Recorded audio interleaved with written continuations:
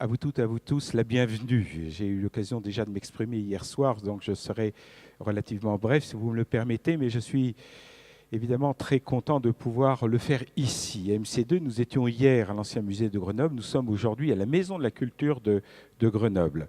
Une maison de la culture qui date de 1968, Maison de la Culture qui avait été voulue par André Malraux, qui était le ministre des Affaires culturelles du général de Gaulle à l'époque, et par Hubert Dubedou, qui était le maire de Grenoble à l'époque également.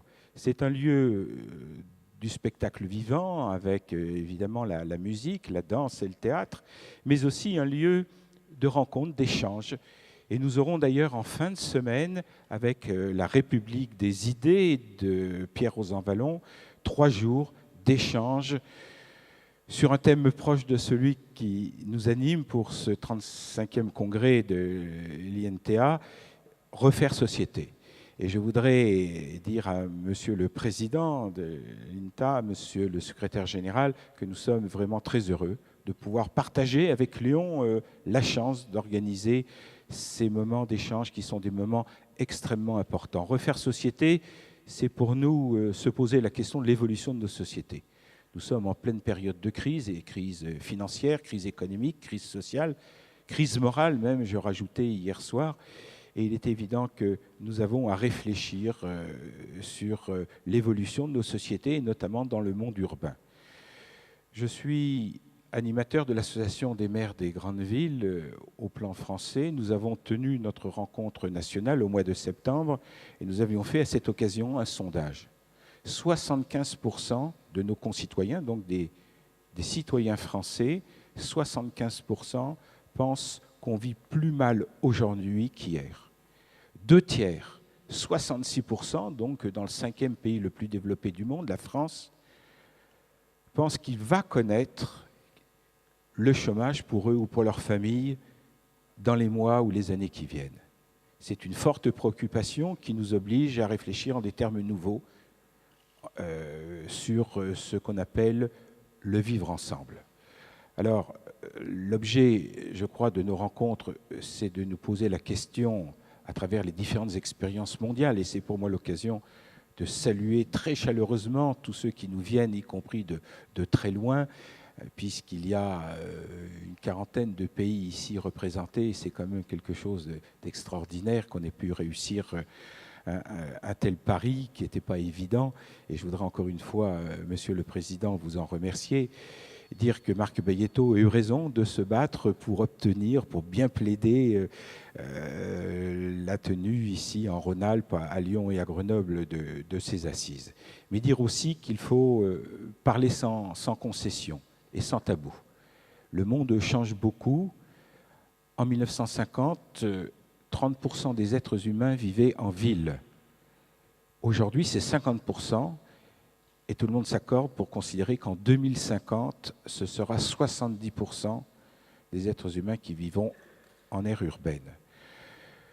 Dans les pays les plus développés, ceux qui relèvent de l'OCDE, c'est près de 80% qui vivent en ville et 60% dans les grandes villes ou les grandes agglomérations.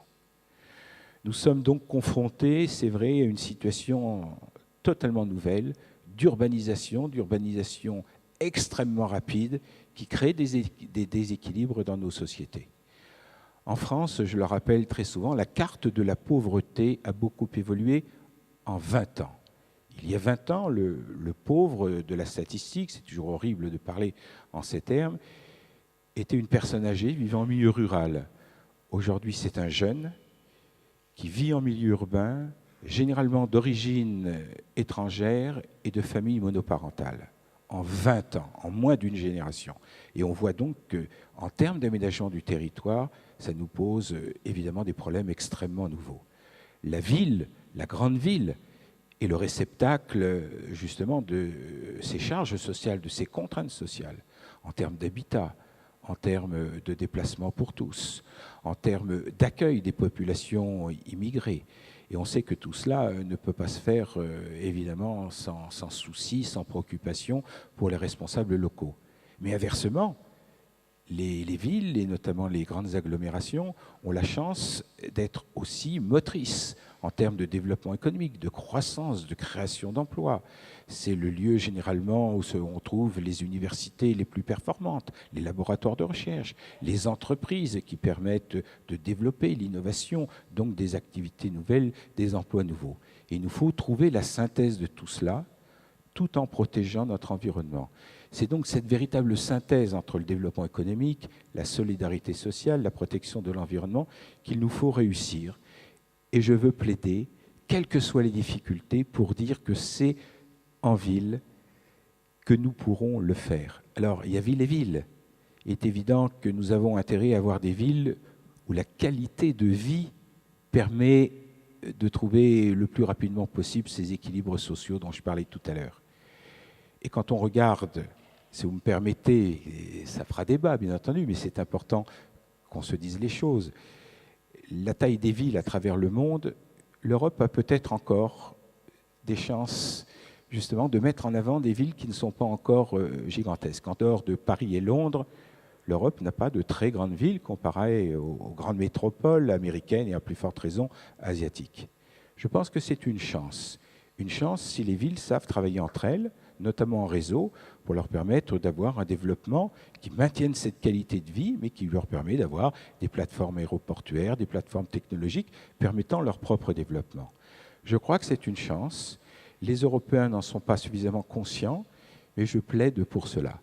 En tout cas, et ce sera mon mot de conclusion, Monsieur le Secrétaire général, il n'y a pas d'avenir si on ne se pose pas le problème de la ville. Non pas en opposition au monde rural, mais en complémentarité. Il est évident que quand on regarde l'histoire de l'humanité, tous les grands progrès, toutes les grandes civilisations sont le résultat, beaucoup plus que des États, création beaucoup plus récente, mais des villes et des grandes villes. C'était Athènes, c'était Rome, c'était Paris, c'était Londres, c'était New York, c'est Tokyo, c'est Shanghai. Toutes ces grandes villes ont été l'objet, évidemment, de contraintes très fortes dans leur propre développement, sur le plan environnemental, le plan social, mais source d'immenses progrès pour l'humanité. Je voudrais terminer sur ce que disait Abdou Diouf, qui était un grand président du Sénégal, qui est aujourd'hui le secrétaire général de la francophonie, et qui disait que le XXIe siècle sera le siècle des villes ou ne sera pas. Le XXe siècle s'est terminé, c'était l'apogée des États-nations. Nous avons eu 2 guerres mondiales, nous avons eu 4 génocides, le génocide arménien, le génocide juif, le génocide khmer, le génocide africain des Grands Lacs. Espérons que le XXIe siècle sera le siècle de la paix, du développement, du progrès et de la justice sociale. Et pour cela, je suis certain que les villes ont leur mot à dire, et même plus que leur mot à dire, peuvent être le moteur de cette évolution de l'humanité. Merci, bons travaux, bonne journée. Merci encore d'avoir choisi.